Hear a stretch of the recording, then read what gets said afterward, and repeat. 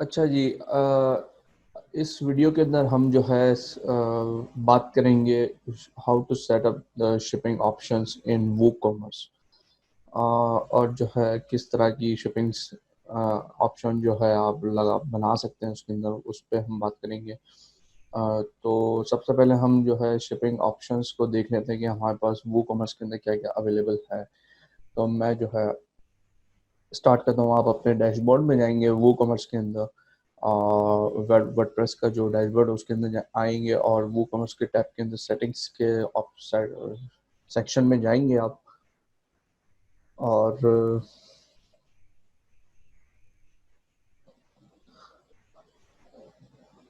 Settings के अंदर आएंगे और ये आप यहाँ पे देखेंगे शिपिंग का जो है एक टैब आ रहा होगा ऊपर ही, उस पर क्लिक करेंगे।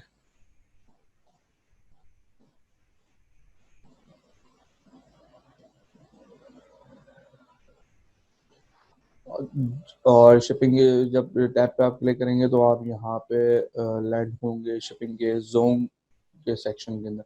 अब यहाँ देख सकते हैं शिपिंग जोन, शिपिंग ऑप्शंस और शिपिंग क्लासेस। अभी फिलहाल हम शिपिंग ऑप्शंस के बारे में पहले बात कर लेते हैं कि उससे उससे क्या फ़ायदा होता है। अच्छा, अब यहाँ पे जब शिपिंग ऑप्शंस के टैब के अंदर आएंगे तो आप देखेंगे यहाँ पे दिखा रहा है calculations, enable the shipping calculator on the cart page, high shipping cost until and address is entered. अब इन दोनों का जो मतलब है ये है कि enable the shipping calculator on the cart page. जब आप कोई भी आइटम को जो है अपने वेबसाइट पे कोई यूज़र आपके पेज पे आता है प्रोडक्ट के ऊपर और ऐड टू कार्ट करता है और कार्ट के पेज के ऊपर जाएगा, तो कार्ट के पेज के ऊपर जो है अमाउंट के साथ जो है शिपिंग कैलकुलेटर भी इनेबल हुआ हुआ होता है। जिससे ये फ़ायदा होता है कि जो है ना वहीं वहीं पे जो है ना कस्टमर अपना ज़िप कोड, जिस शिपिंग एड्रेस पे उसको डिलीवर करना है, वहाँ का ज़िप कोड ऐड करेगा तो वो जो है शिपिंग कैलकुलेट करके बता देगा, अगर आपने शिपिंग ज़ोन्स और क्लासेस बनाई हुई होगी तो।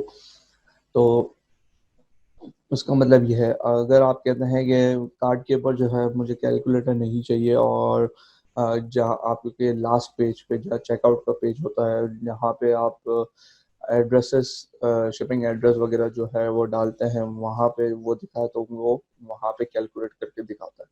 इसका ये फायदा है। तो फिलहाल हम जो है उसको calculate enable the shipping calculator on the card page पे ही रखेंगे उसको।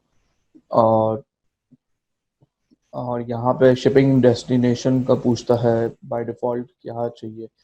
कहते आप कहते हैं कि default to customer shipping address पे रखना है तो वैसे ही रखें, और default to customer billing address पे रखना है तो उस तरह कर सकते हैं। तो मैं जो है अभी इसको कस्टमर बिलिंग एड्रेस पे रखता हूँ, उसको यहाँ से सेव कर देता हूँ।